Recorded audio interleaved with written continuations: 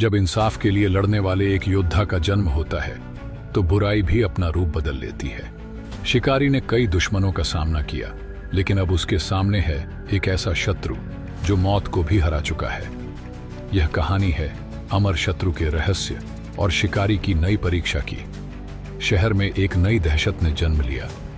लोग कहते थे कि यह इंसान नहीं, कोई शापित आत्मा है, लेकिन शिकारी को पता था कि यह एक नई चुनौती है। वह किसी पर हमला करता है तो उसे कोई रोक नहीं सकता। वह मरता नहीं, वह अमर है। अमर कोई नहीं होता, हर बुराई का अंत निश्चित है। मुझे इसे ढूंढना होगा। जंगल में शिकारी को एक ऐसी ऊर्जा का एहसास हुआ जो उसने पहले कभी महसूस नहीं की थी। यह ऊर्जा नकारात्मक थी और बहुत ताकतवर।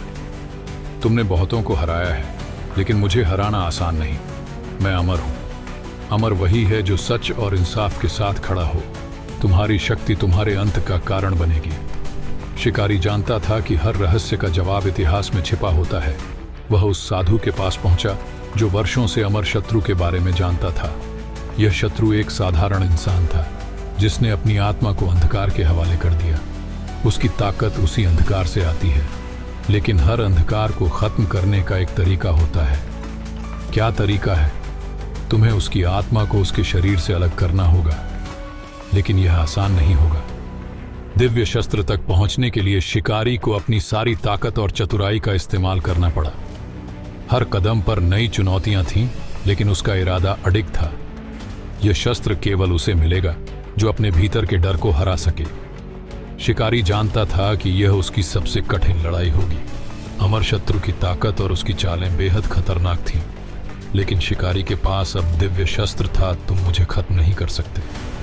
मैं अंधकार से पैदा हुआ हूं। अंधकार का अंत रोशनी से होता है, और यह तुम्हारे लिए अंत है। हर लड़ाई शिकारी को और मजबूत बनाती थी, लेकिन वह जानता था कि बुराई कभी खत्म नहीं होती। यह सिर्फ एक और अध्याय था, और आगे उसे और भी कठिन चुनौतियों का सामना करना था।